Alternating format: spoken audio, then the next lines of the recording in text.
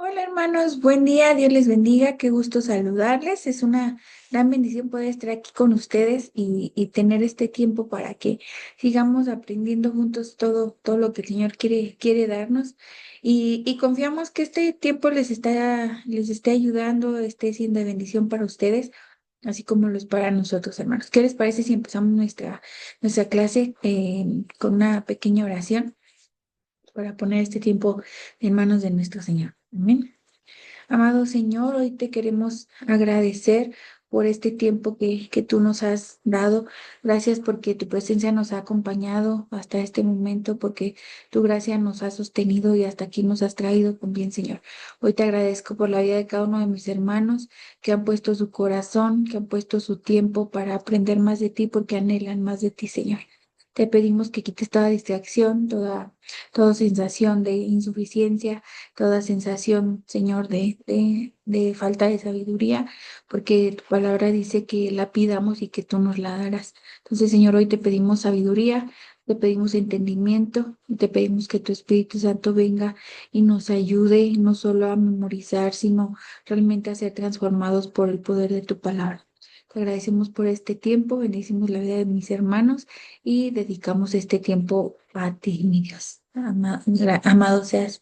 Amado Dios, te exaltamos y glorificado seas por siempre, mi Dios. Amén.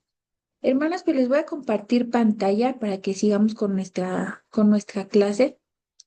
Recuerden que estas diapositivas las pueden encontrar en la plataforma, ya tienen acceso a ellas, entonces ya pueden ustedes irlas checando, pueden imprimirlas o pueden irlo copiando como a ustedes se les haga más fácil. Pues bienvenidos, esta es su clase número 3, clase del mes de diciembre. Yo espero que les haya ido muy bien en el cuestionario. Va a haber forma, yo creo que de que nos pongamos al corriente con los hermanos que no alcanzaron a realizarlo, pero les agradecemos su colaboración, su atención a esa evaluación, hermanos. Recuerden que este mes tendremos otra evaluación en los últimos 15 días del mes de diciembre para que estén al pendiente y no se les vaya a cerrar, hermanos. Pero pues mientras veamos qué contenido tiene esta clase 3 y este sábado lo que estaremos viendo en la clase número 4, que será lo que contendrán el siguiente cuestionario. Pues como a modo de breve repaso, recuerden que en la última clase dejamos esta actividad para analizar nombres y parentescos a modo de que se nos graben un poquito más los nombres, los personajes que hemos estado viendo. Entonces aquí les quiero dejar las respuestas de la última actividad para que ustedes chequen, para que ustedes se autoevalúen para ver cómo les fue. La primera parte de la actividad era que quién era el marido de cada una de las siguientes mujeres. Entonces aquí están las respuestas. El esposo de Cetura fue Abraham, después de que murió Sara. El esposo de Raquel fue Jacob, después llamado Israel. El de Eva, pues esa era la más fácil, yo creo que de todas. Su esposo era Adán. El esposo de Rebeca era Isaac. El esposo de Sara fue Abraham. El esposo de Milca fue Nacor. Eh, Como tal, esposa no, pero en concubinato, ella era concubina de Jacob, Bila. Agar era concubina de Abraham. Lea sí fue esposa de Jacob o Israel. Y Silpa fue concubina de Jacob. Ahora, la siguiente parte era quién fue el padre de cada una de las siguientes naciones. Padre de los cananeos fue Cam, el hijo de Noé. Decíamos que originalmente siendo familia, Sem, Cam y Jafet, al final terminaron siendo enemigos los descendientes. Entonces, Cam era el padre de los cananeos. Esaú, el hijo de Isaac, es el que también pues, es hermano de Jacob. Él es el padre de los edomitas. Madián es el padre de los madianitas. Madián fue hijo de Abraham y de Cetura. Jacob es el padre de los israelitas, porque recordemos que le fue cambiado el nombre a Israel. Moab, que era hijo de Lot, es el padre de los moabitas. Amón, también hijo de Lot, era padre de los amonitas. E Ismael, que fue hijo de Abraham con su concubina Agar, él fue padre de los ismaelitas. Entonces es forma de irnos relacionando con los habitantes de esas tierras. Y la última parte de la actividad decía que escribiéramos el nombre del padre y de la madre de cada uno de los siguientes personajes. Entonces, este se los dejamos también aquí. Los papás de Abel fueron Adán y Eva.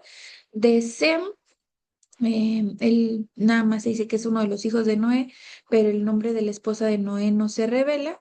Los padres de Jacob fueron Isaac y Rebeca. Los padres de Ismael fueron Abraham y Agar. Los padres de José son Jacob y Raquel. Los padres de Isaac fueron Abraham y Sara. Los padres de Saúl son Isaac y Rebeca. Los padres de Madián son Abraham y Setura. Los padres de Rubén son Jacob y Lea. Y los padres de Neftalí son Jacob y Bilha. Entonces, esto les digo, es a modo de repaso. Yo espero que les haya ido muy bien, hermanos. Y justo vamos repasando, recordando esto que es una de las bases principales de esta materia, el recordarles que esta materia tiene uno de los propósitos de, mm, de que quede claro con nosotros de que todo el Antiguo Testamento, incluso toda la Biblia, se trata de una sola historia, no es que hable de diferentes historias y que se juntaron todas y que cada una tiene su fin o algo, sino que todo lleva desde un inicio hasta un solo, hasta un final y que todo está comunicado, todo está enlazado. Entonces, este es el avance que hemos tenido desde la creación, desde el huerto del Edén, Adán y Eva en la caída del hombre por su desobediencia, eh, la muerte de sus hijos, la muerte de Abel,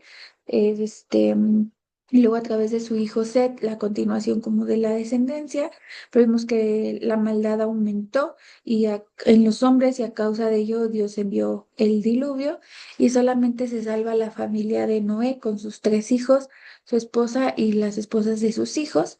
Se les da la orden de dispersarse y que cada uno de ellos tome posesión de la tierra, pero hay un sector de la población que en vez de eso querían ser conocidos en el mundo y querían quedarse en un solo lugar, construir una sola torre por la que fueran conocidos, la famosa Torre de Babel.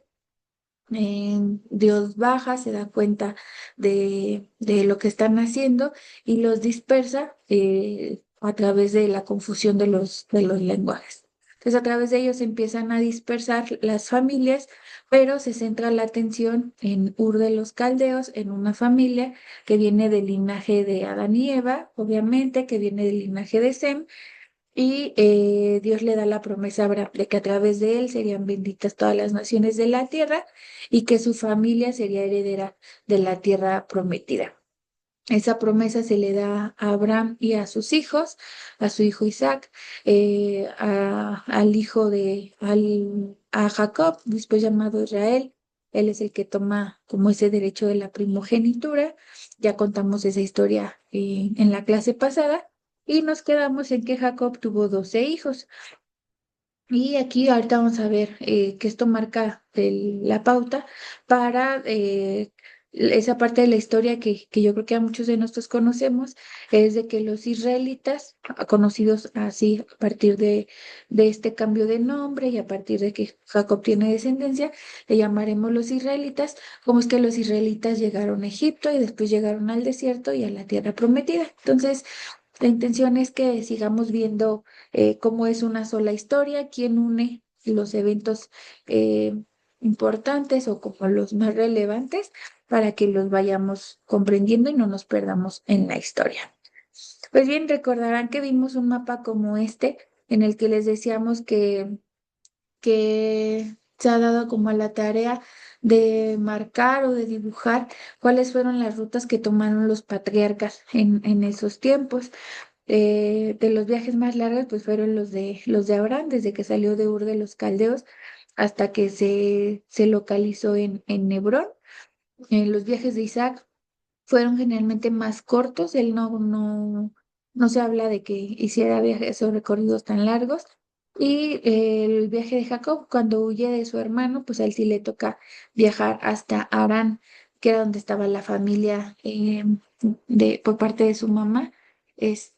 Bueno, por parte de ambos familiares más bien, estaba la familia. Y acá fue donde conoció a sus esposas. Finalmente regresa y la zona en donde estarían ubicados principalmente los patriarcas, pues sería esta, la que está marcada con el recuadro blanco. Aquí está un poquito más de cerca el mapa. En esta zona, esta ya era tierra habitada. Recuerden que aquí habitaban principalmente los cananeos y se convirtió en esa tierra prometida, la tierra que cuando Abraham estaba ahí como extranjero, Dios le dijo, yo te daré esta tierra. Ahorita habitas como extranjero, pero esta tierra será tuya y de tus descendientes. Entonces, Hebrón es una de las principales ciudades en donde ellos estuvieron localizados, incluso cerca de esta zona está la cueva de los patriarcas. Y es la zona en la que se concentró esa familia, es la zona que ya ellos habitaban. Por cuestiones de sequías, de necesidad, llegaron a hacer viajes tanto Abraham como Isaac a Egipto en búsqueda de alimento, pero siempre terminaron regresando a esta zona de Hebrón. Eh, Muchas veces se maneja como que ellos habitaban como en la zona del Negev, es esta zona que está aquí al sur, pero pues si nosotros ubicamos los principales hechos de los patriarcas, la zona donde habitaban, donde incluso fueron sepultados, pues está localizada cerca de dentro de este recuadro, pero principalmente en la zona de Hebrón. En cuanto a personajes, decíamos que Jacob, ahora llamado Israel, había tenido 12 hijos con sus 4 mujeres.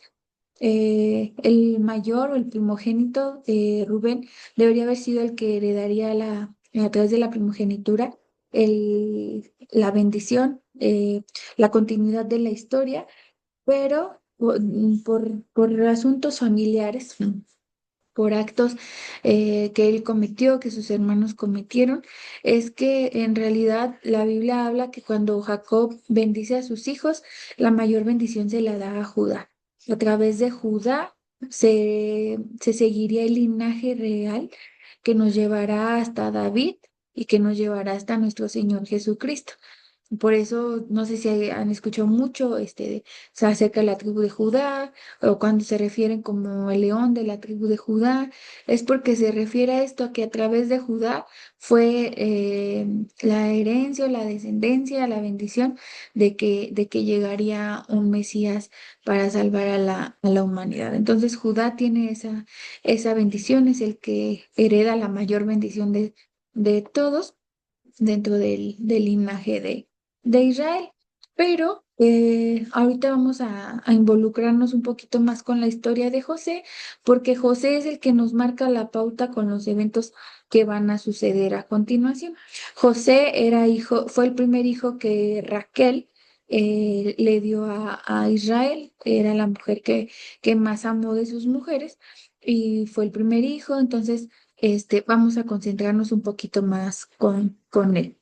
La Biblia dice que como fue el fruto de su amor, Raquel, su primer hijo, era el hijo más amado y tenía una peculiaridad. Dice que él tenía sueños muy especiales en los que los racimos o los ramos que hacían sus hermanos trabajando en el campo se inclinaban hacia el de él, o que el sol, la luna y las estrellas se inclinaban ante él. Y aunque para muchos nada más sería como idealista o como soñador, pues eso le trajo la envidia de sus hermanos lo aborrecían, porque pues siempre implicaría que él era mayor que ellos, ¿no?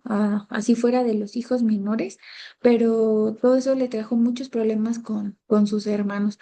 Su papá, pues al ser el hijo consentido, hasta le habían mandado a hacer su túnica de colores y era como que cosa tras cosa iba aumentando el odio de sus hermanos hacia él.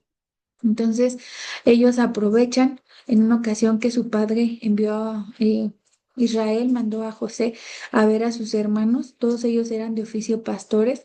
Entonces él fue a ver qué hacían y los encontró. Y cuando ellos vieron que se acercaban, hicieron un complot para matarlo. Em, Finalmente no lo matan, pero sí terminan vendiéndolo a unos mercaderes, a unos comerciantes que iban pasando por el camino, y la Biblia nos dice que que esos mercaderes lo llevaron hasta Egipto. Ahí en Egipto él se convirtió en esclavo, fue vendido como esclavo de un hombre llamado Potifar a causa de la esposa de Potifar que lo acusa de haber intentado aprovecharse de ella, es enviado a la cárcel y ahí en la cárcel se convierte en intérprete de sueños. Un día el faraón, que es así como se conoce a los reyes de Egipto, busca a alguien que le interprete sueños y gracias a la sabiduría que Dios le dio como intérprete y le reveló lo que había soñado el faraón, es que José termina convertido en gobernador. Era la segunda persona más importante en Egipto después del faraón y tras una sequía eh, de 7 años, primero 7 años de abundancia, él pudo recolectar grano, pudo recolectar alimento para estar preparado para los siguientes años de sequía. Y en esos años de sequía es cuando tiene un reencuentro con sus hermanos, porque dice que ellos ya no tenían alimento y tuvieron que ir a Egipto para ver si ahí les podían vender. Ahí tiene su reencuentro con sus hermanos, se manifiesta ante ellos y lo que pasa es que les dice, aún faltan varios años de sequía, vénganse ustedes para Egipto, aquí nada les va a faltar. Y la Biblia narra casi al final del libro de Génesis que toda la familia viaja a Egipto. Eran unas 70 personas, entre ellos pues estaba aún con vida su papá Jacob o Israel, estaban sus 11 hermanos, sus esposas y los que ya tenían hijos. Y la Biblia dice que ellos habitaron en la tierra de Gosén, que era conocida como una tierra de pastores. Y históricamente no podemos ubicar bien en qué parte de la historia mundial nos podemos ubicar o cuál era ese faraón que lo convirtió en gobernador, porque la Biblia no menciona específicamente el nombre del faraón, solo lo maneja así, pero pues tiene mucha relevancia todo esto que pasó. En este mapa les decía, ellos estaban normalmente habitando en Hebrón. La Biblia dice que cuando José fue vendido fue porque estaban hasta acá, hasta Dotán. O sea, imagínense todo lo que ellos recorrían como pastores buscando alimento para sus ovejas. Recuerden que esta es la zona más montañosa de toda la tierra prometida. Entonces dice que se encontraron hasta Dotán. Acá en Dotán fue donde vendieron a José a los mercaderes y los mercaderes se lo llevaron posiblemente por toda esta ruta hasta llegar a Egipto. Este viaje que ellos hacen es importante porque en toda esta zona de Egipto es donde se convierte en gobernador José y cuando trae a su familia, cuando tiene ese reencuentro con su papá y con todos sus hermanos, es que llegan al acuerdo de que ellos se vengan a vivir para acá. Las ciudades principales de Egipto, donde ya estaban las mayores construcciones, eran alrededor de esta zona, pero ellos fueron enviados acá, en el delta, donde está todas las ramificaciones del río Nilo. Era la zona conocida donde habitaban los pastores. Aquí es importante ir mencionando que el oficio de pastores era como de los peores oficios para los egipcios. Lo tenían como un oficio humillante por todo lo que involucraba. Los apartaba de la sociedad principalmente por siempre tener que estar buscando alimento para los animales y todo lo que implicaba dormir casi siempre fuera de casa, pero tenía esa peculiaridad de que eran apartados. Los pastores no podían vivir en el palacio, por ejemplo.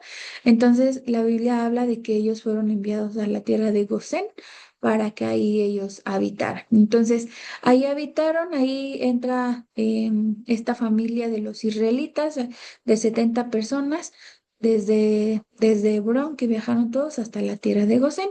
Entonces, ahora ya nos ubicamos en Egipto. Ya nos salimos de la tierra prometida.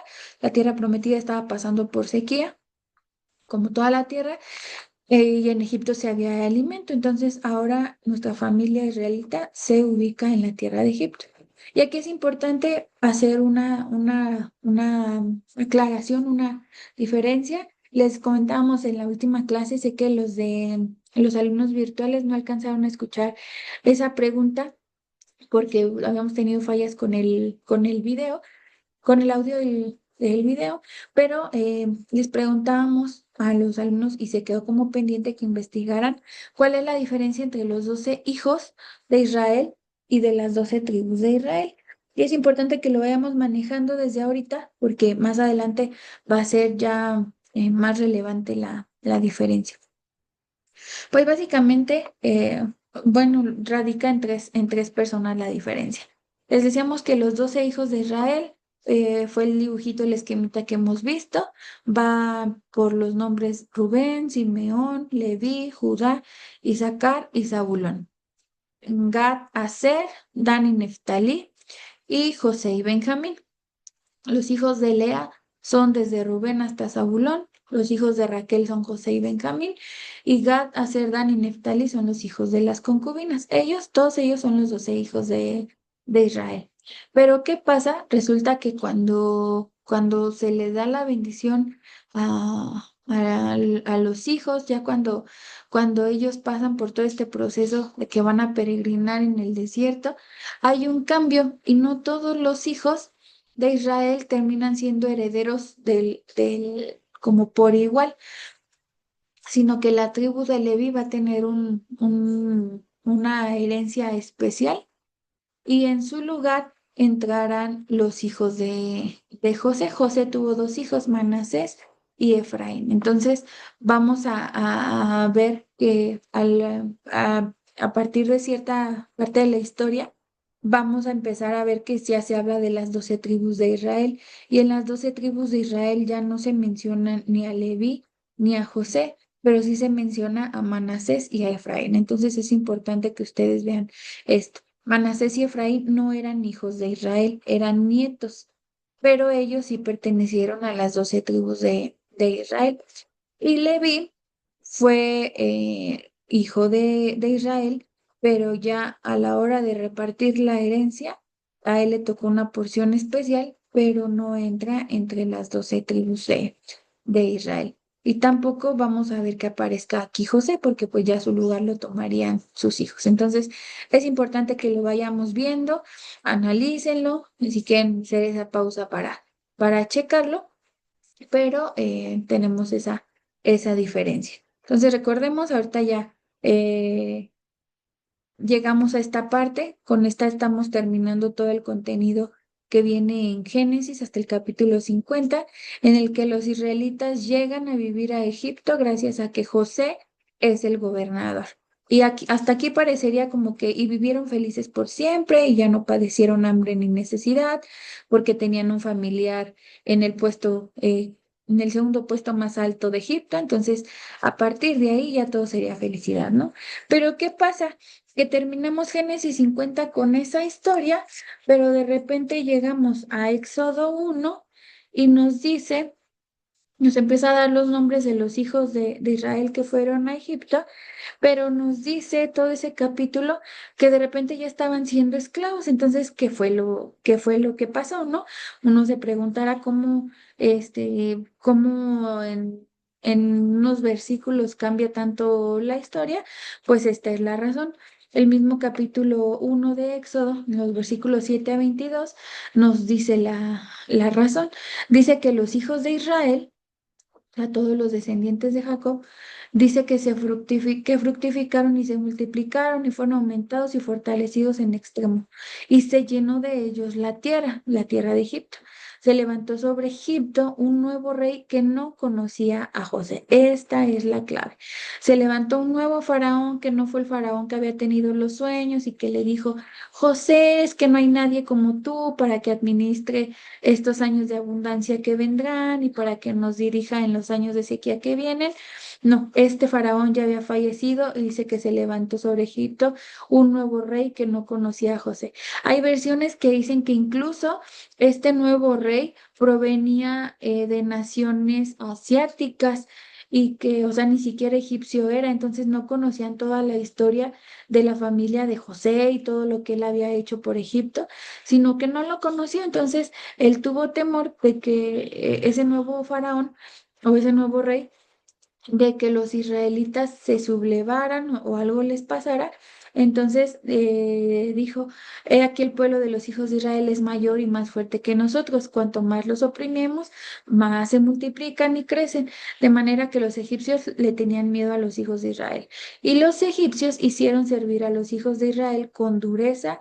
Amargaron su vida con dura servidumbre en hacer barro y ladrillo y en toda labor del campo y en todo su servicio al cual los obligaban con rigor. Conocemos que Egipto es conocido por sus construcciones como las pirámides, ¿no?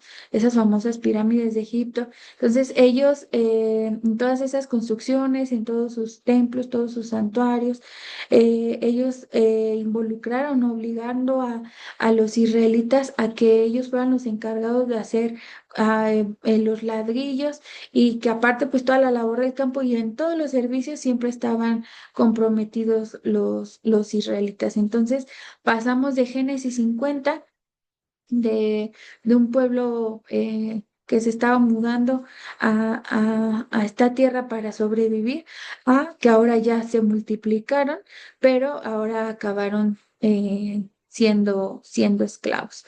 Pero es bien interesante que dice la Biblia que, bueno, que en todo este lapso pues pasaron más de 400 años desde que los israelitas llegaron a Egipto hasta esta etapa. Pasaron 400 años en los que generaciones y generaciones de israelitas tuvieron que ser esclavos, tuvieron que aguantar, tuvieron que vivir, o sea, prácticamente toda su vida como esclavos. Imagínense la sensación, ¿no? Bueno, yo creo que sí nos podemos imaginar, ¿no? Porque eh, vemos la realidad de nuestro país o del mundo y vemos cómo es la situación. Y creo que solo nos imaginamos un poquito, ¿no? De cómo es el depender de autoridades, el no poder como tener libertad, pero ellos de verdad estaban en extremo agobiados por la vida que tenían. A lo mejor la opresión que a veces uno como, bueno, como civilización o como comunidades o como país sentimos eh, con las cosas que pasan políticamente, no presionan, no nos gustan, nos hacen sufrir. Imagínense el nivel al que ellos estaban, porque pues era hasta físico esta esclavitud.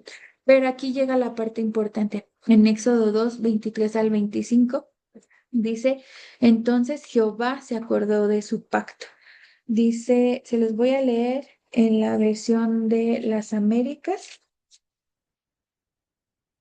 Éxodo 2 23 25 dice, y aconteció que pasado mucho tiempo murió el rey de Egipto, y los hijos de Israel gemían a causa de la servidumbre, y clamaron, y su clamor a causa de su servidumbre subió a Dios.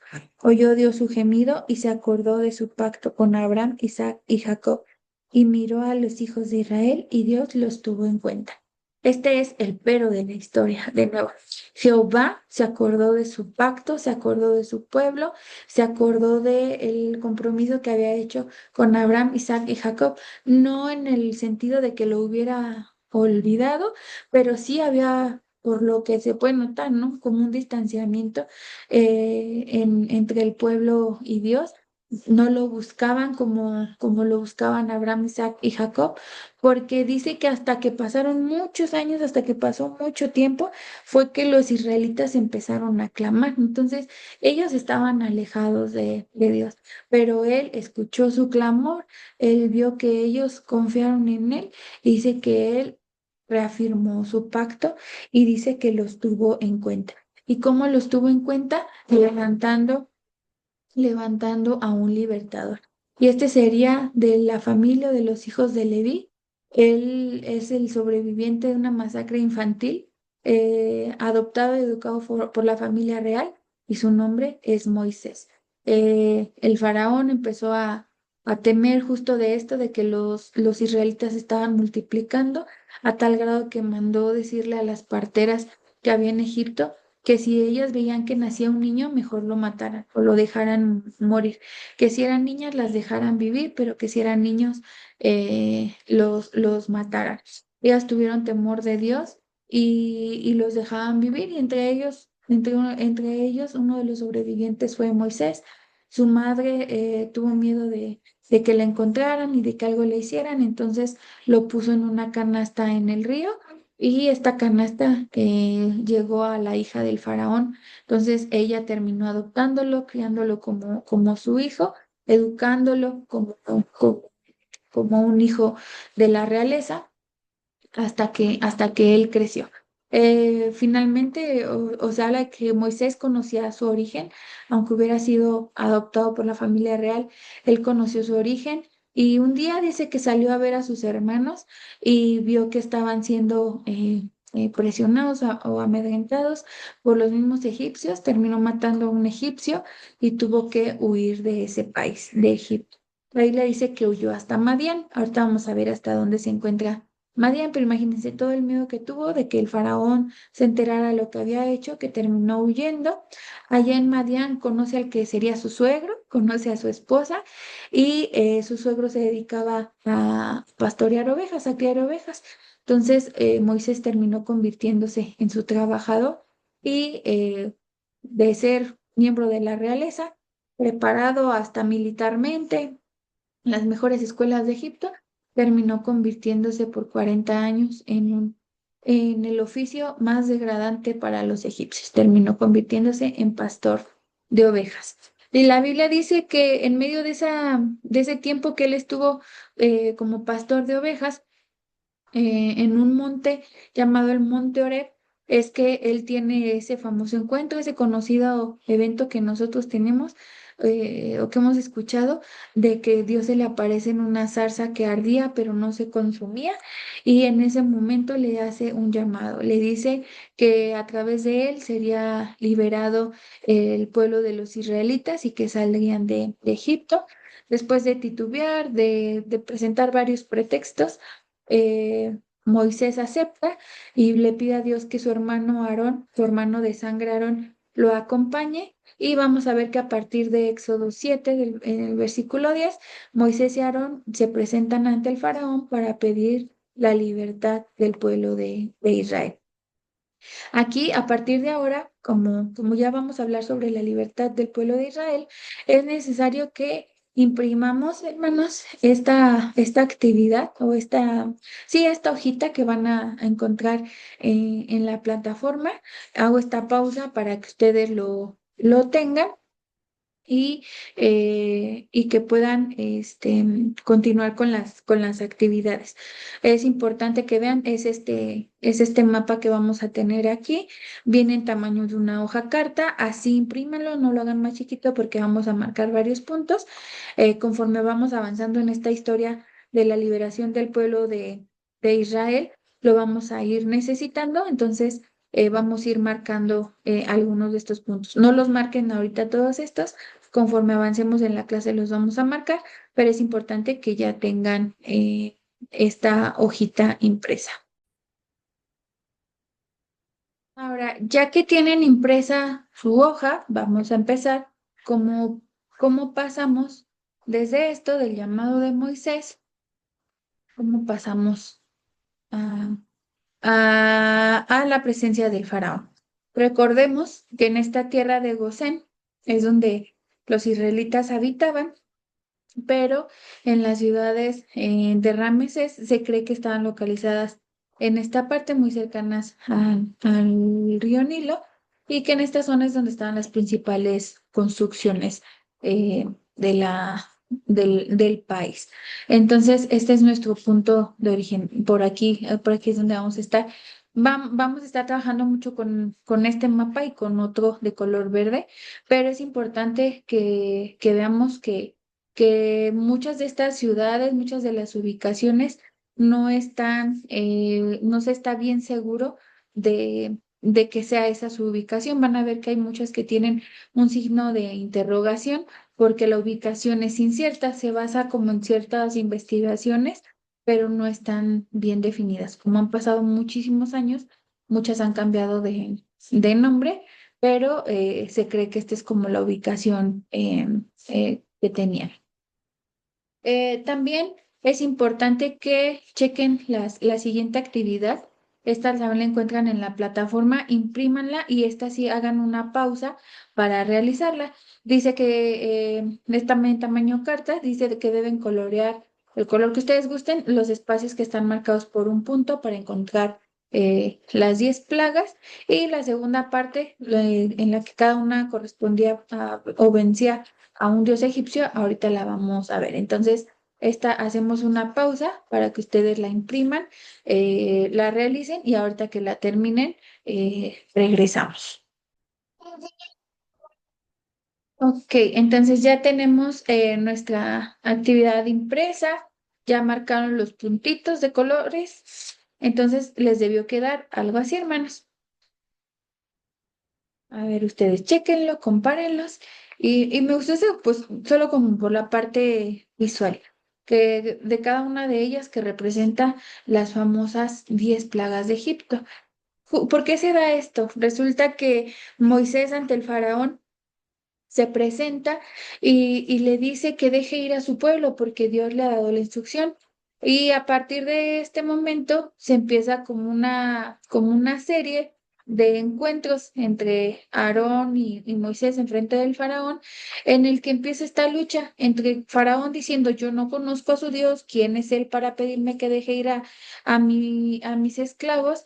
Y contra ello, pues a Moisés y Aarón mostrándoles pues el poder de Dios y que él era el que estaba dando la instrucción y que se tenía que obedecer.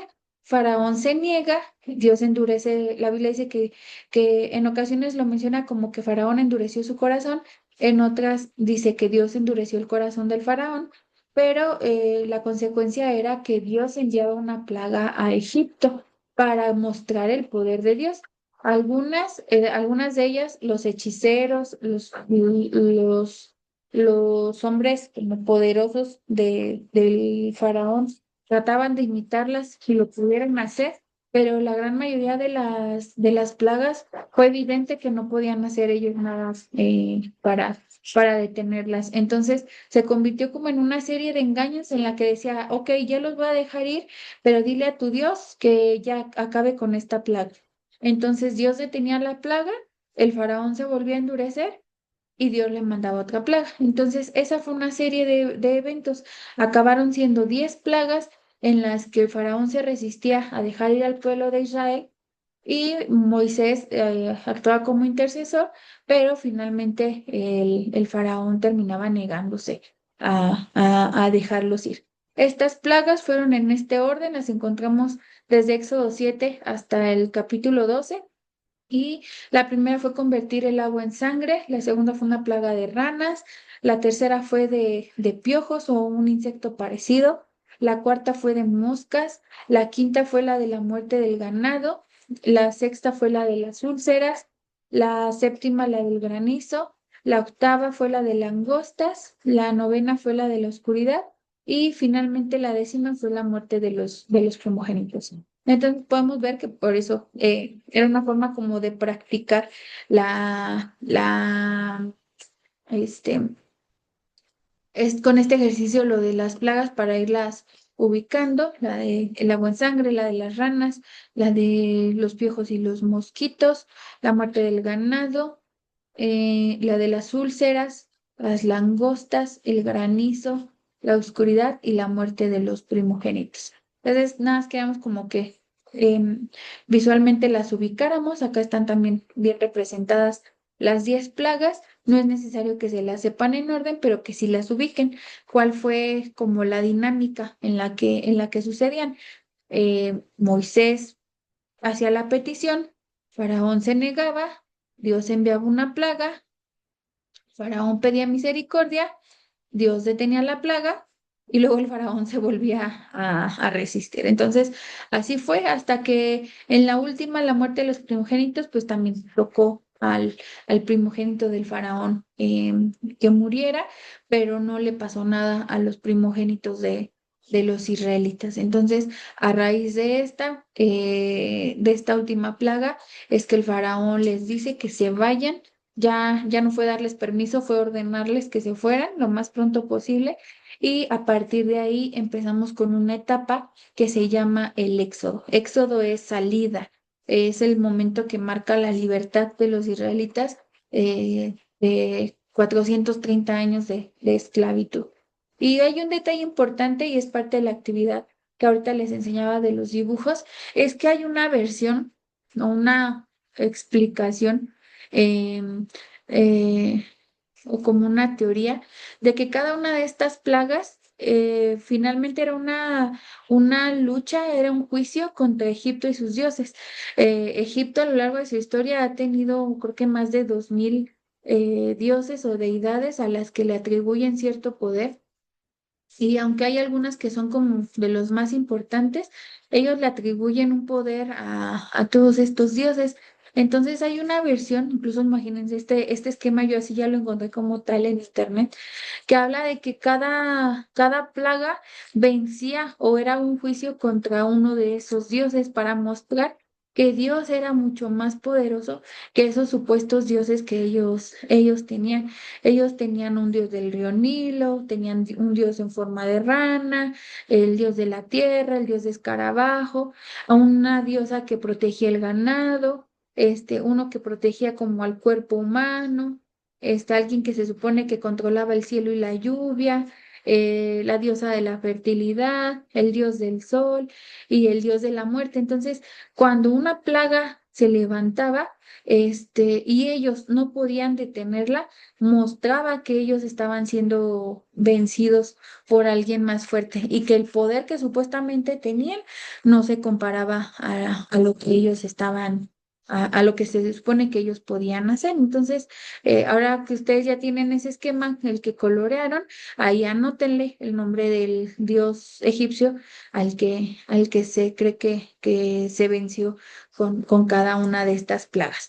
Y también es bien curioso, no sé si a ustedes les ha tocado escuchar acerca de la inteligencia artificial en estos últimos tiempos, pues nosotros lo vamos a utilizar solo como un recurso para que ayude a nuestra imaginación, hermanos. No lo vamos a usar para hacer las tareas, ese sí no está permitido, pero sí para ayudarnos a ver cómo fue esta serie de eventos. Yo aquí les voy a dejar, y espero que le puedan dar clic o buscar este perfil en Instagram y que puedan ustedes ver. Voy a ver si me deja abrirlo, yo espero que sí lo puedan ver. Y dice que muchas veces nos imaginamos por lo que leemos con estos dibujitos que así fueron las plagas, pero la inteligencia artificial cree que más bien pudieron verse así. Por ejemplo, esta es la de convertida en sangre, la de las moscas o los moscos, cómo cubrían las ranas, inundando todas las ciudades. Dice que hasta el palacio estaba lleno de ranas.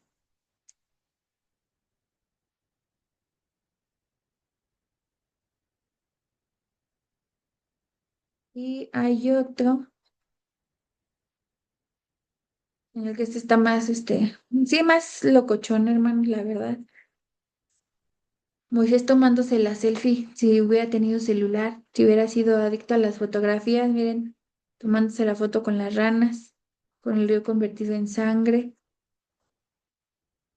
con las mosquitas, la muerte del ganado, las úlceras en los hombres, en la oscuridad y con la del ángel de la muerte. Entonces, ese solo es como un recurso, lo que da la inteligencia artificial para darnos una idea de cómo pudo haber sido, hermanos. No sabemos en realidad cómo fue, ¿verdad? Pero les decía que parte de esto, la última de las plagas es lo que marca la salida del pueblo de Israel, es lo que marca el inicio del éxodo, y esto se realiza con una festividad llamada la Pascua.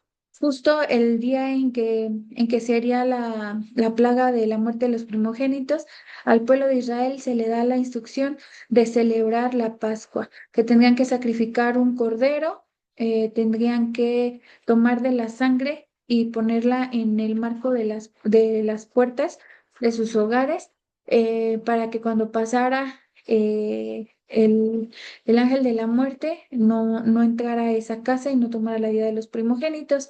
Entonces, esa marca como esa celebración para los israelitas, pero al mismo tiempo fue un acto de libertad, de protección para ellos y para sus descendientes. Esta Pascua se festejó el día 14 del primer mes, Aviv, o también llamado Nisan. Lo encontramos en Éxodo 12. Y a partir de la Biblia dice que fue el inicio para los meses o para lo que sería el calendario hebreo o de los israelitas. Entonces, es importante que veamos, ellos festejaron la Pascua todavía en Egipto, el día 14 del primer mes, y fue con ese acto en el que a través de la sangre de un cordero los protegía de la muerte. En cuanto se da la muerte de los primogénitos, se da la instrucción de salir. Lo seguimos viendo en Éxodo 12. Este es importante, después de 430 años de esclavitud, ellos salen en las primeras horas del día 15, o sea, el otro día o unas horas después de festejar la Pascua.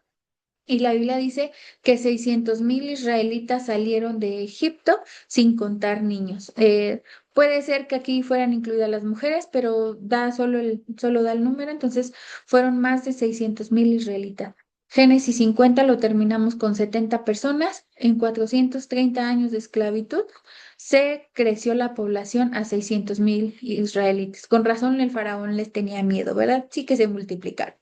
Y la Biblia dice que salieron y que fueron custodiados por una columna de nube y de fuego que los protegía y que los alumbraba para lo que sería su viaje en el desierto. Y a partir de esto vamos a ver que hay tres eventos: el cruce del Mar Rojo, inicio de quejas en el desierto, hasta que Dios los alimenta con maná y carne del cielo. Entonces ya estamos en la etapa del éxodo y por eso es importante que tuvieran este mapa. Les decíamos, parte importante en el mapa, recuerden, siempre es ubicar los puntos cardinales, el nombre de los mares que ustedes pueden ver. Entonces marquen en su mapa el mar Mediterráneo. Este es el mar Rojo, que tiene como estas dos orejitas. Estas dos orejitas son golfos, son cuerpos de agua que entran en la tierra. Este se llama Golfo de Suez y Golfo de Acaba, pero finalmente pertenecen al Mar Rojo. La historia del Éxodo, se cree que esta salida de las ciudades pudo haber sido desde aquí, desde estas ciudades: Ramesés o la tierra de Gosén, Sucot, Pitón. Como estas son como las primeras a las que vamos a ubicar. Y la Biblia dice, en Éxodo 13 dice, y partieron de Sucot y acamparon en Etam, al borde del desierto. Entonces, nuestro punto que vamos a ir marcando en nuestro mapa, vayan marcándolo si quieren con puntitos rojos, y anoten el nombre de la ciudad y vayan uniéndolos con las flechitas. Pero la Biblia dice que de estas dos zonas dice que salieron de Sucot y acamparon en Etam, al borde del desierto. Aquí termina esta zona de Egipto y toda esta zona, como un triangulito, esta es la península del Sinaí y aquí viene su nombre, y está llena de desierto. La parte superior es el desierto de Shur. Esta zona se conoce como el desierto de Parán. Este es el desierto de Sin, y lo vamos a ir ubicando.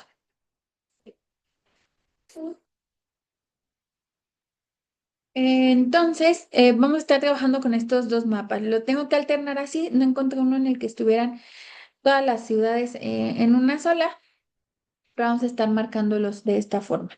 Éxodo 14 dice: el Señor habló a Moisés diciendo, di a los hijos de Israel que den vuelta y acampen delante de Pi Hahirot, entre Migdol y el mar. Acamparéis frente a Baal-Zephón, en el lado opuesto junto al mar.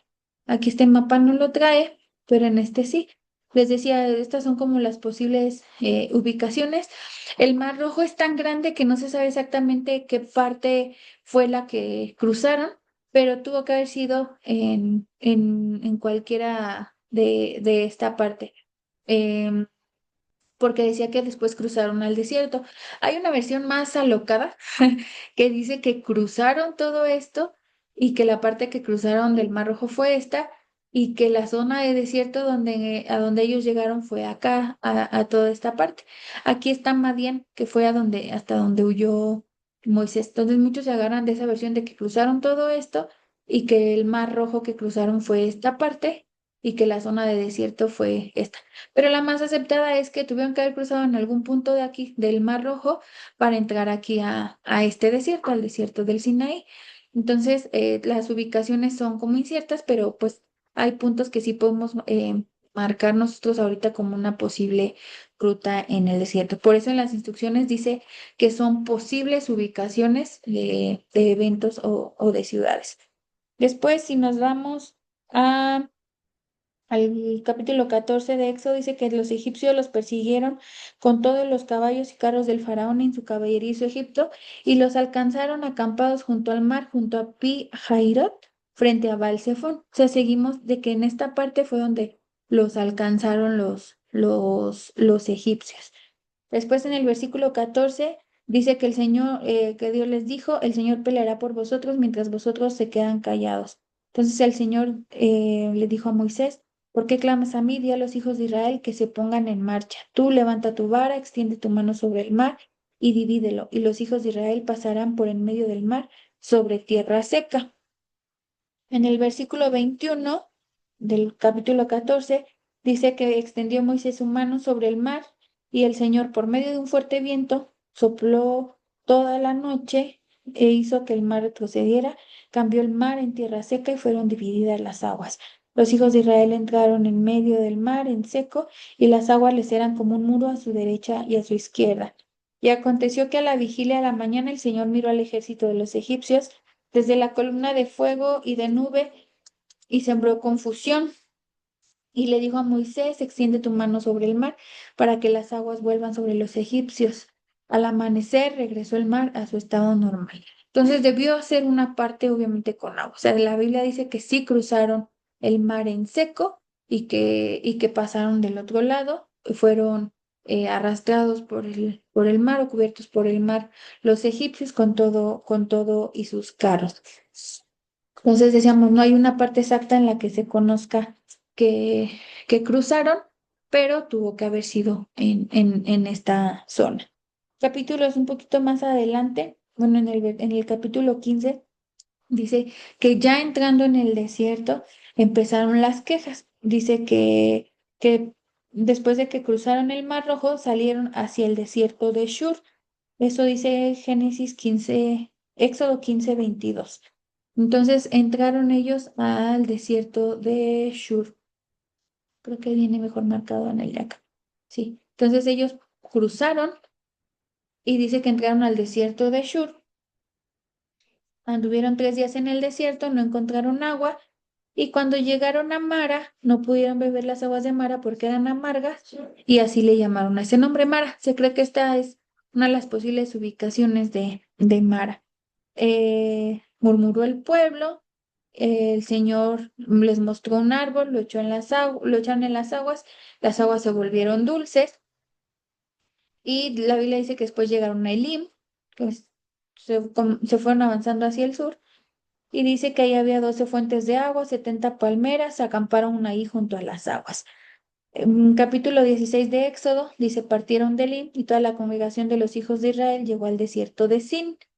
Esto ya es más al sur, que está entre Elim y Sinaí, el día 15 del segundo mes después de que habían salido de la tierra de Egipto. De ahí la Biblia habla hasta el capítulo 17, dice que siguieron marchando jornadas desde el desierto de Sin, conforme al mandamiento del Señor, y acamparon en Refidim, y no había agua para que el pueblo bebiera. Refidim ya se encuentra mucho más al sur, se cree que está ubicada por aquí, ya es en la zona más cercana al monte Sinaí, que fue donde Dios le hizo el llamado a Moisés. Éxodo 17:6 dice: "He aquí yo estaré ahí delante de ti sobre la peña de Oreb, golpearás la peña y saldrá agua de ella para que beba el pueblo". Y así lo hizo Moisés. Puso a aquel lugar el nombre de Masá y Meribá por la contienda de los hijos de Israel y porque tentaron al Señor diciendo, ¿está el Señor entre nosotros o no? Y dice que en esta zona donde está Refidim, dice que vino Amalek y peleó contra Israel en Refidim. Para esto ya han pasado casi 2 meses desde que habían salido de Egipto. Todo eso duró el recorrido. Recordemos que era un recorrido principalmente a pie y que eran hombres, mujeres, ancianos y niños. Entonces, ellos tenían que ir acampando, era en el desierto, entonces las condiciones no eran tan fáciles como tomar un Uber o tomar un avión o tomar un autobús en una ruta directa, sino que ellos tomaron la ruta más tardada, más peligrosa. Pero a lo mejor hasta aquí una de las preguntas es, ¿pero por qué se fueron hacia el sur? ¿Por qué tomaron el desierto? ¿Por qué tomaron la ruta más peligrosa? Si la tierra prometida a la que tenían que ir era hacia el norte. Pues sí, en efecto, había rutas, había caminos que ya eran conocidos, les decíamos la otra vez, hasta internacionalmente.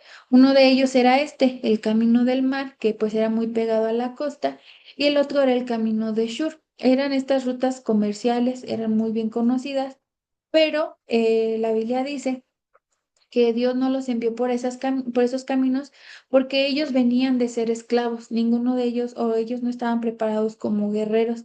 Entonces todas estas ciudades estaban habitadas y el hecho de que más de 600,000 personas cruzaran por un lugar, imaginen lo que representaba. Para todos ellos implicaba un temor de invasión. Entonces, ellos se encontrarían con pueblos guerreros, con pueblos que defenderían su territorio y nuestros israelitas no estaban preparados para la guerra. Ellos venían de ser esclavos, ellos sabían hacer ladrillos, sabían trabajar con el barro, pero no sabían pelear. Entonces, Dios les mandó como en una ruta de preparación por el desierto para formarlos, para trabajar con ellos, para darles esa formalidad como nación, pero también para defenderlos o para protegerlos de todas estas naciones que seguro acabarían con ellos si los hubieran enfrentado.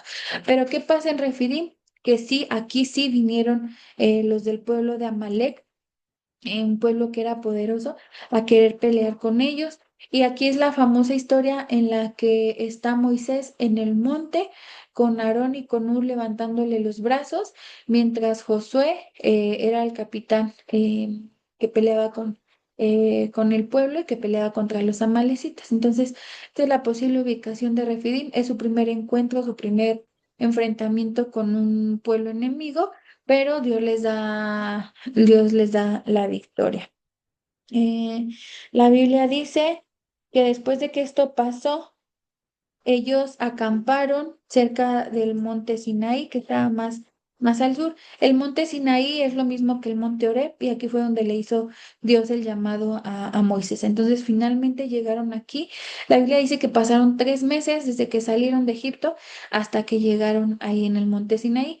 Y el monte Sinaí cobra mucha importancia porque aquí es donde se les da la forma de pueblo, se les da como esa identidad como nación a nuestro pueblo de Israel. Entonces, tengan presente esto, desde que salimos de la tierra de Egipto hasta el monte de Sinaí, fue un recorrido de 3 meses en los que hubo queja, en los que hubo necesidad, en los que el pueblo pidió alimento y Dios les envió maná del cielo, les envió codornices, los alimentó.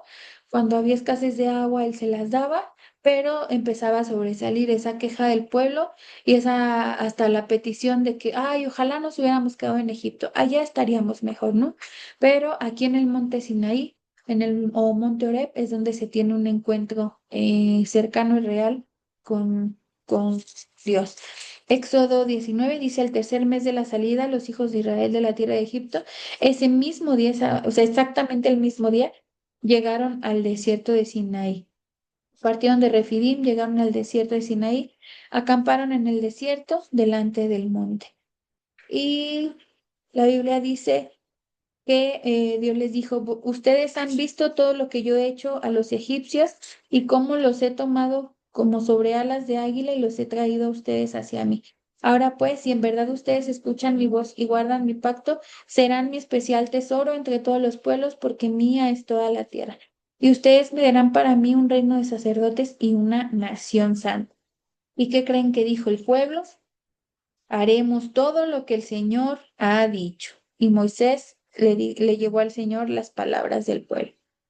Entonces, aquí a lo mejor es como que nos estemos brincando algunas etapas, algunos eventos, pero queremos resaltar esto. En 3 meses, aún con quejas, con batallas, el, el punto principal de llegar al desierto fue tener este encuentro con Dios. Dios les hace esta promesa de que sí lo obedecerían. Él los convertiría en una nación santa y en especial tesoro para ellos. Y ellos dijeron, sí, Señor, acepta. Ellos cumplieron esta ruta hasta que se encontraron aquí en la parte del desierto del Sinaí, donde está el monte Sinaí, un monte Oreb, y tuvieron ese encuentro con Dios. Aquí les dejo estas, igual para que ustedes las chequen.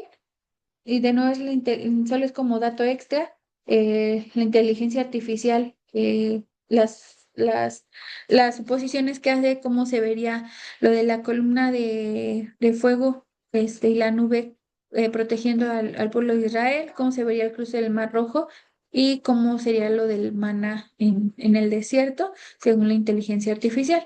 Pero quería llegar a esto y a lo mejor ya son pocos minutos los que nos quedan, pero voy a tratar de aprovechar las que pueda, porque en este momento se convierte como oficialmente en la nación de Israel.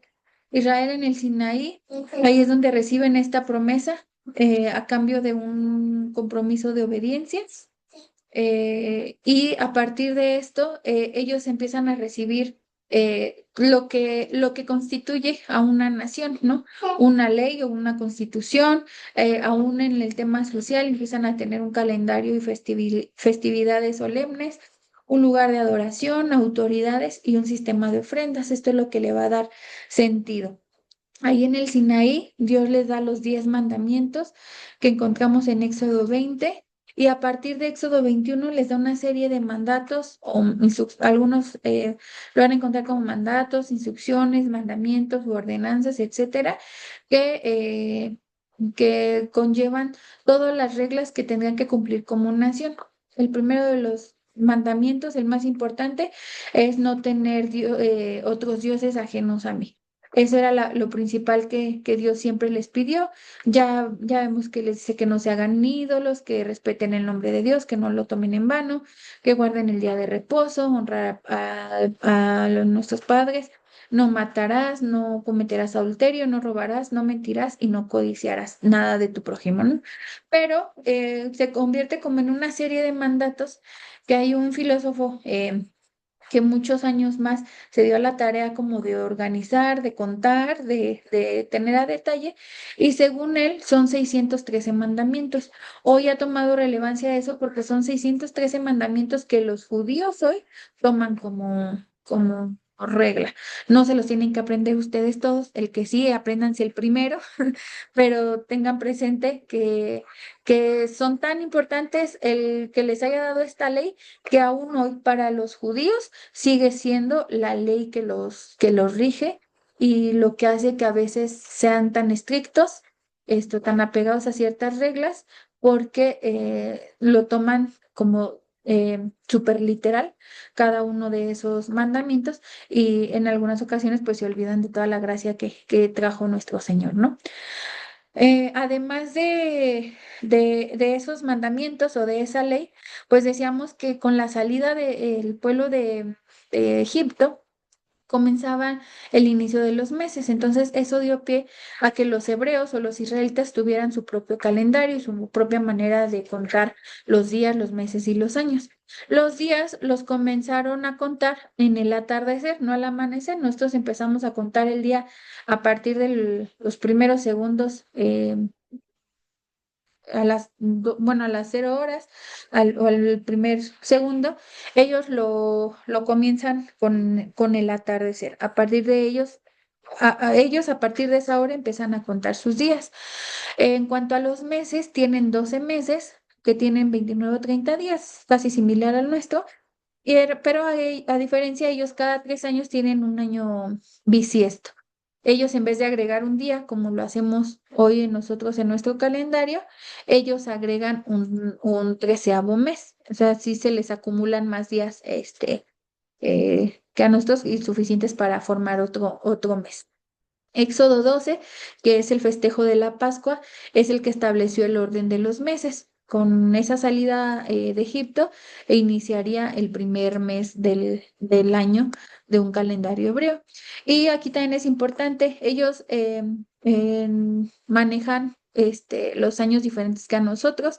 Nosotros hoy nos encontramos en el año 2025 después de Cristo, pero ellos han contado sus años desde esa salida de Egipto, desde la Pascua.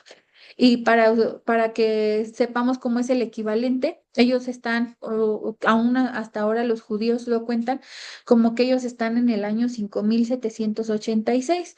¿Por qué? Porque siempre le suman los 3761 al año como secular, por decirlo así, para calcular el año hebreo. Entonces, ahorita el año hebreo, el año judío, van en el 5786, a diferencia de nosotros que lo contamos que estamos en el 2025.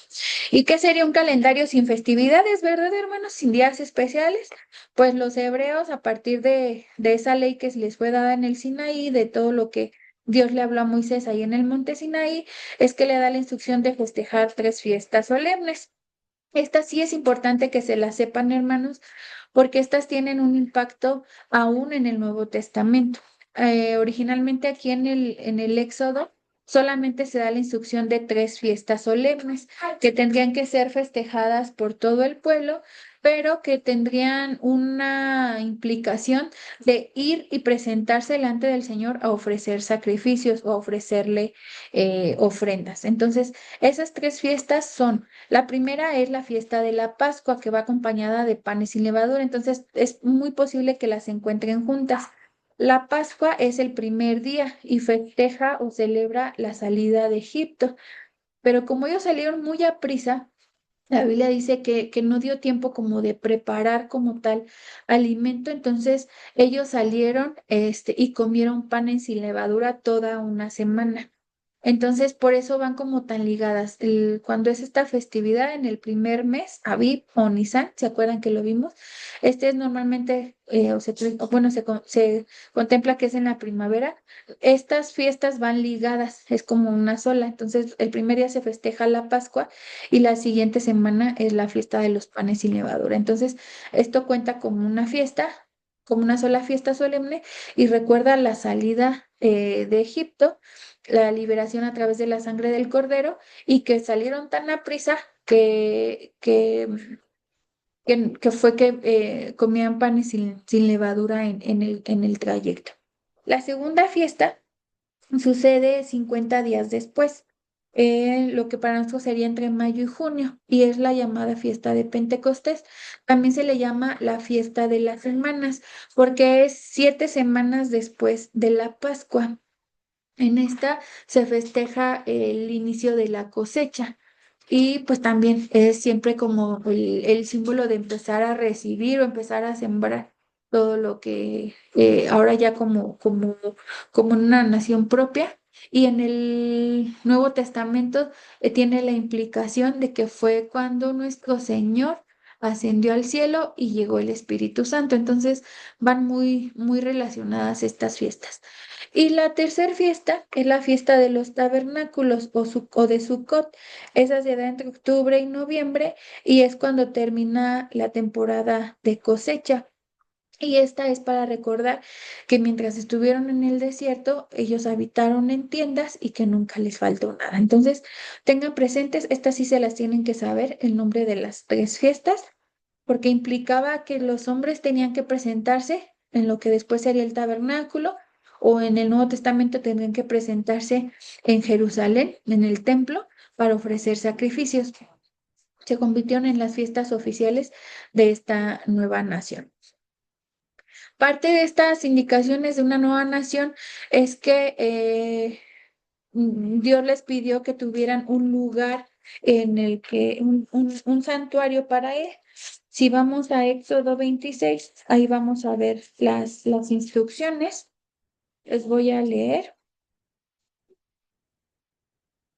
Permítanme un momento. Perdón, desde Éxodo 25. Dice que el Señor le habló a Moisés y le dijo que tomaría ofrenda para él, los hijos de Israel. Empieza a decir los tipos de ofrendas que darían. Y en el Éxodo 25:8 dice, y que hagan un santuario para mí, para que yo habite entre ellos, conforme a todo lo que te voy a mostrar, conforme al diseño del tabernáculo y al diseño de todo su mobiliario, así lo haréis.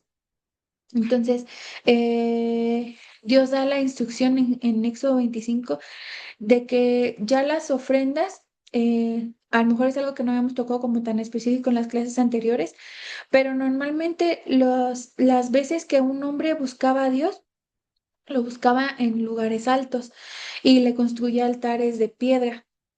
Em, Vemos los encuentros de Jacob buscando al Señor, o cuando Caín y Abel ofrecieron sus sacrificios, pues era entregar ofrendas, pero no había un lugar específico en donde ellos tuvieran ya como todo dispuesto para ir y tener un encuentro con el Señor o ir y hacer una petición, sino que todo era en el lugar en donde estabas, ¿no? A lo mejor en tu casa puedes construir un altar de piedras o subir a un monte y ahí ponerlo o en el camino en un viaje, pero no había un lugar. Entonces, es hasta Éxodo 25 ya que los ha formado como nación, ya que les está dando esta ley, esta constitución, ya que les ha dado la promesa de que les daría una tierra para ellos, que tendría límite desde el río Éufrates hasta Egipto. Este, a partir de ello, entonces les dice, pero también quiero que construyan un lugar en donde yo habitaré, en donde me van a poder encontrar. Entonces llegamos a esto, a las instrucciones de cómo construir el tabernáculo. El tabernáculo no iba a ser un lugar fijo. Dios sabía que todo el recorrido todavía no había terminado y que el desierto no era la tierra prometida. Entonces tenía que ser un lugar que pudiera ser transportable, que pudiera ser móvil. Entonces, ¿cuál fue la dinámica? Ustedes van a ver que a partir de Éxodo 25 se dan todas las instrucciones, pero básicamente tiene esta estructura. Las cosas que vean encerradas en rojo o marcadas con rojo son importantes y esas sí se las tienen que saber. Incluso chequen bien este esquema porque lo van a ver después, pero básicamente la estructura del tabernáculo es que sería como una tienda. Tendría unas columnas, tendría una estructura, pero estaría cubierta por telas. Dentro de ella estaría el mobiliario, estaría dividido en ciertas zonas, pero en este lugar se empezaría un sistema de ofrendas. ¿Qué quería decir? Que se acercarían con animales, ahorita vamos a ver eso, y podrían ser sacrificados acá, pero finalmente la intención era tener un encuentro con Dios y escuchar su respuesta. El tabernáculo se convirtió en esta construcción cercada. Esto estaba rodeada por el pueblo. Todas las tiendas en las que habitaban los israelitas en el desierto estaban colocadas alrededor, en los 4 puntos o en las 4 direcciones, alrededor del templo, del tabernáculo, perdón. Todas tenían un orden, pero ya como tal el tabernáculo estaba dividido en 3 partes. El primero es el atrio o el patio, que es donde se ofrecían los sacrificios. Ahí se encontraba el altar para la ofrenda quemada, aquí era donde se sacrificaban los animales, y un lavacro o como una fuente para lavarse. Ya como tal, la estructura dentro esto era como el patio y en esta sí podían entrar los que ofrendaban los animales y los sumos sacerdotes. Pero esta parte empezaba a ser como más especial y ya esta estaba formada por columnas, por las telas, por ciertas partes del mobiliario que eran una zona como más especial. Y esa estaba dividida en lugar santo y el lugar santísimo. Estaban divididos por un velo. En el lugar santísimo se encontraba el arca del pacto, donde se recibió la instrucción de que se guardara la vara de Aarón, la que habían usado para las plagas, para mostrar el poder de Dios en las plagas ante el faraón. También estaban guardadas las tablas de la ley que recibió Moisés en el monte Sinaí y también una porción de maná del que había sido enviado del cielo. Y a esta zona solamente podía entrar el sumo sacerdote. Estaba aquí un velo, que era lo que dividía. En esta zona, que es llamada el lugar santo, estaba ubicada la mesa de los panes de la proposición, estaba el candelabro y estaba el altar de incienso.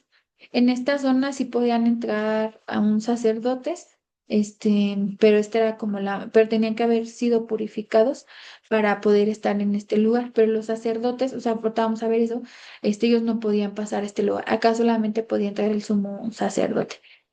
Y, y esta también pues estaba separada por un velo. Esta es como la parte principal, como que ustedes sepan que normalmente el tabernáculo estaba dividido en tres zonas: atrio, lugar santo, lugar santísimo. Este también se le llama patio. Y que tenía como esa instrucción de ofrecer sacrificios, y acá era como de prepararse para ofrenda de incienso, para una ofrenda grata y para ese encuentro con el Señor. Era el lugar como más preciado, y el Arca de la Alianza incluso se convirtió en uno de los tesoros más preciados del pueblo de Israel.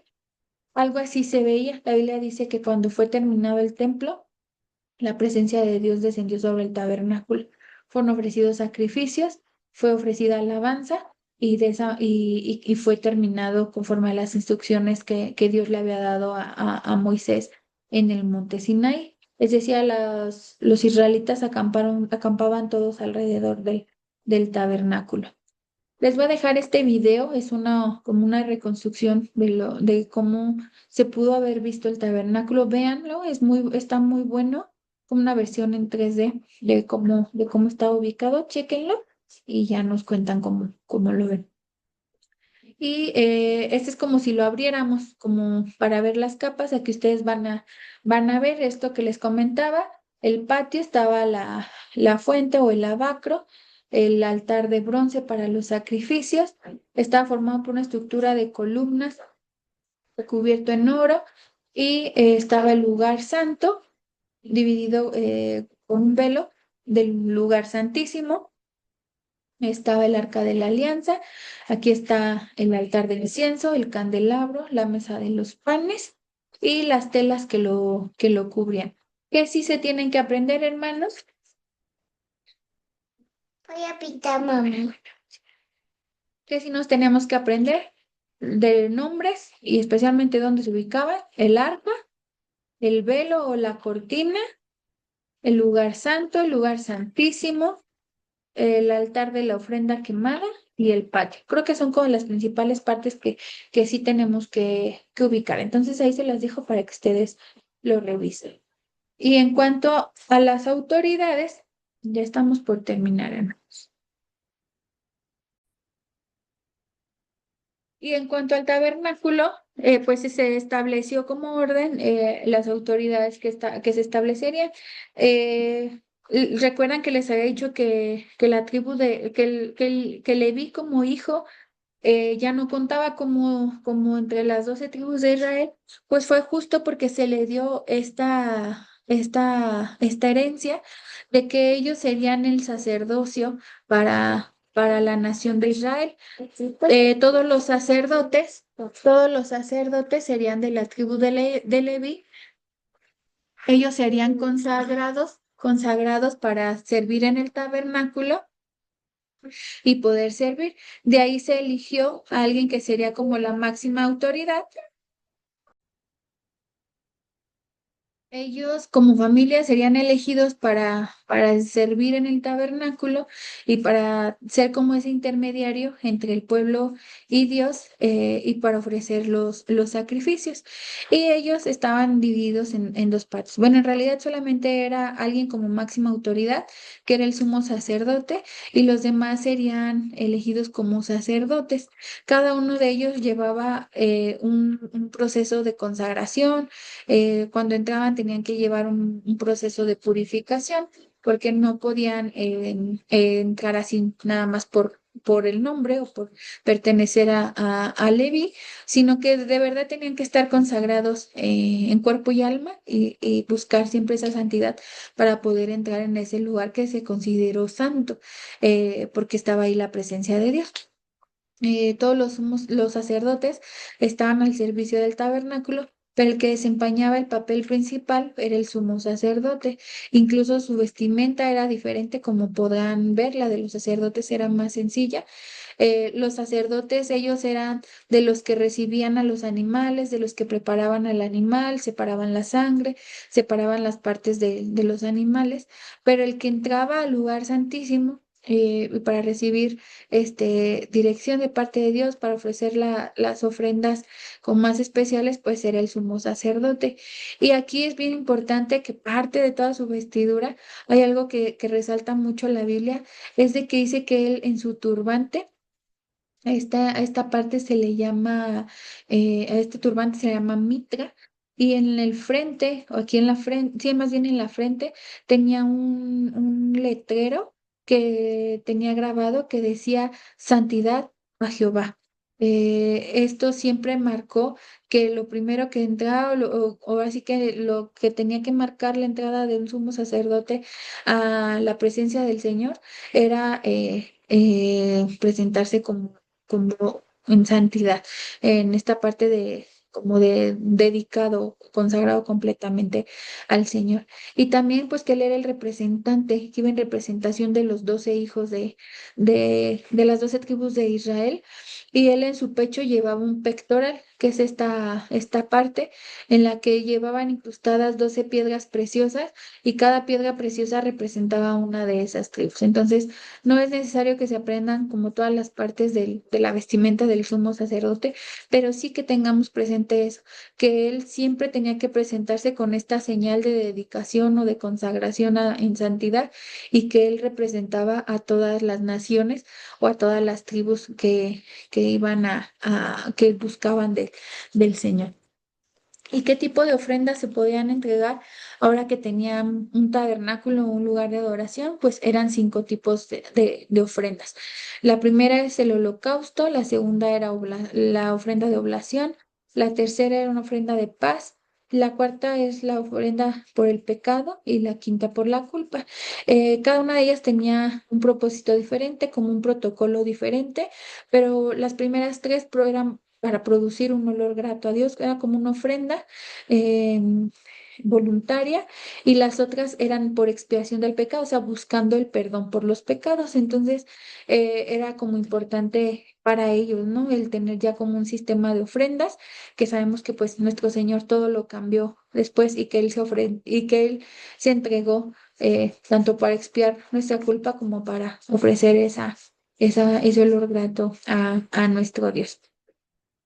Eran los animales aceptados según Éxodo, Números y Levítico, nos lo marcan a un Deuteronomio, los tipos de animales que sí eran aceptados, que tenían que ser animales puros, animales sin mancha, creados especialmente para hacer ofrenda, todos dependiendo de las posibilidades de cada persona. Algunos eran aves, algunos sí eran ya unos corderos o todo un novillo, dependiendo lo que cada familia podía ofrecer.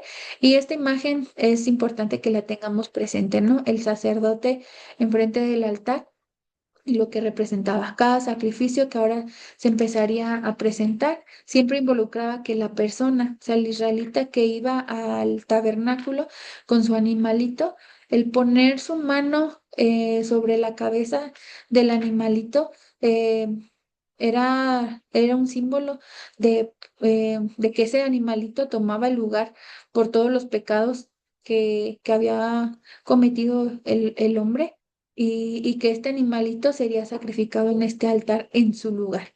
Creo que esa es como la parte que desde ahí nos empezaba a mostrar lo que nuestro Señor iba a hacer por nosotros, y yo creo que es la parte más importante como especialmente de esta clase, el recordar que no solo fue un lugar bonito o bien hecho, o un lugar de lujos por estar recubierto de oro, sino que se convirtió en ese lugar en el que se empezó a valorar el sacrificio de alguien más a cambio de nuestros pecados o la intervención de alguien para que nosotros pudiéramos acercarnos a Dios. En este caso, pues eran estos animalitos. Ellos cargaban el pecado que los israelitas cometían, aún teniendo a Dios ahí habitando en medio de ellos cometían pecados. O aún así necesitaban buscar esa relación con Dios y llevarle ofrendas. Entonces se empezó a ver ese símbolo de un animal o de alguien más que tomaba su lugar y que era sacrificado en un altar para poder ser perdonados y para poder tener ese acceso a nuestro Dios. Entonces, quédense con esa imagen. O sea, si se quedan con las demás informaciones está bien, pero yo prefiero que se queden con esta imagen, con este recordatorio de lo que ya representaba, de la necesidad de un intermediario, un intercesor que nos llevara o que nos diera acceso a nuestro Señor. Y pasando a esta actividad, justo ahorita que ya vieron las imágenes de lo del tabernáculo, de sus instrumentos, les dejo también la actividad número 7 sobre el tabernáculo para que ustedes anoten el nombre del mobiliario o las partes del tabernáculo y también las secciones en las que está dividido para que ustedes lo realicen, hermanos. Hagan si quieren una pausa y pausen el video y ya cuando lo tengan listo lo pueden, lo continúan porque les voy a poner las respuestas. ¿Listos, hermano? Pues mire, aquí le dejo los nombres para que usted vea si los anotó bien y aquí le dejo las partes. Esto es un repaso, hermano. Usted recuerde que todas estas actividades son para ir ejercitando, para ir practicando todo lo que vamos viendo. Listos. Pues ya, esta es la última parte, hermano. Les prometo que esta clase se prolonga porque es mucho esto del tema del éxodo, pero es bien importante, hermanos. A partir de que nuestros hermanos israelitas están en el monte Sinaí o en el monte Horeb, vamos a ver que ellos tienen una serie de desencuentros con nuestro Dios y los libros de Números y Deuteronomio nos lo narran. Vamos a ver que cuando baja Moisés del monte, resulta que el pueblo ya se había hecho un dios, ya lo estaban adorando, se hace su becerro de oro y ya estaban diciéndole, gracias a ti porque nos libraste de Egipto, ¿no? Entonces, a raíz de ahí, vamos a ver que hay muchas rebeliones, hay muchas quejas, desobediencia incluso por parte de Moisés. Y vemos que ellos se habían comprometido a obedecer al Señor, a no tener otros dioses, a no atribuirle su poder a nadie más, y ellos terminaron haciéndolo. Entonces, parte importante de lo que pasa, porque hasta este momento habían transcurrido ya unos 2 años de todo desde que habían salido de Egipto, y cansaron al Señor. Yo creo que fue tanto el dolor en su corazón que él toma esta decisión que vemos en Números 14, del 20 al 35, aquí está resumido, pero ustedes búsquenlo en su Biblia para que vean la forma en la que Dios expresa como esta decepción de los israelitas, pero básicamente dice esto, yo lo he perdonado, mas tan ciertamente como vivo yo y mi gloria llena toda la tierra, todos los que vieron mi gloria y mis señales que he hecho en Egipto y en el desierto, y me han tentado ya 10 veces y no han oído mi voz, no verán la tierra a la cual juré a sus padres. No, ninguno de los que me han irritado la verá. Entonces, la Biblia habla en Números 14 de que da la advertencia de que Dios ya había perdonado mucho, pero que ya lo habían tentado muchas veces y que lo habían desobedecido. Entonces, por eso dice que no verían la tierra que juró a sus padres, que ninguno de los que habían desobedecido la vería, ninguno de los que habían salido de la tierra de Egipto llegarían a esa tierra prometida. Y uno pensaría, pues tanto para acabar así, pues sí, hermanos, tanto para acabar así. No les bastaron sus 430 años en Egipto para en 2 años echarlo a perder todo, hermanos. Eh, la Biblia narra, y por eso les pongo este mapa, que de Egipto a esa parte, a ese momento en el que Dios da esa advertencia en Números, hayan pasado 2 años. Y no sé si ustedes han escuchado que pues el pueblo de Israel duró 40 años en el desierto. Pues entonces, hermanos, ¿qué pasó los otros 38 años? Pues estuvieron dando vueltas en el desierto. La Biblia no nos especifica, como decíamos, por los nombres que han cambiado, si fue en esta zona, si fue todo este recorrido. Hay una zona, hay algunos que creen que todavía por las ubicaciones que dan números de Deuteronomio, esa advertencia haya sido aquí en esta zona que se llama Cades o Cades Barnea, es como la posible ubicación, y se cree que fue como en este lapso, en por eso están aquí las fechas como dando vueltas, porque se cree que fue el inicio de esa etapa, después de su desobediencia, después de haber recibido la ley, después de tener el tabernáculo, que estuvieron errantes o vagando en el desierto por 38 años más, hermanos. Entonces, esos recorridos en el desierto por 38 años no se conocen con certeza, pero se cree que pudieron haber sido como en este territorio. Y fueron a base de eso. Decíamos que Moisés fue incluido en los que desobedecieron y de los que no pudo ver la tierra prometida. Pero vamos a ver que, me voy a ubicar aquí, porque cuando terminan los 40 años en el desierto, después de estar errantes, pues todavía alcanzaron Moisés a intervenir un poco con lo de la conquista de la tierra prometida. Todas las flechitas rojas, hasta aquí, hasta donde terminan. Aquí terminan aquí porque aquí es donde termina la vida de Moisés y donde termina el éxodo. O sea, el recorrido de los 40 años se fue aquí hasta que terminaron acá, en esta zona que les decía que es como el altiplano de Transjordania, o sea, del otro lado del Mar Muerto, y específicamente hay un nombrecito aquí que dice Monte Nebo. Y toma importancia ese monte Nebo porque justo es este lugar. La Biblia dice que el monte Nebo fue el lugar, donde Moisés termina como su recorrido y donde Dios le muestra la tierra prometida, a la cual él no entraría. Y esta es una foto como más o menos reciente desde el monte Nebo.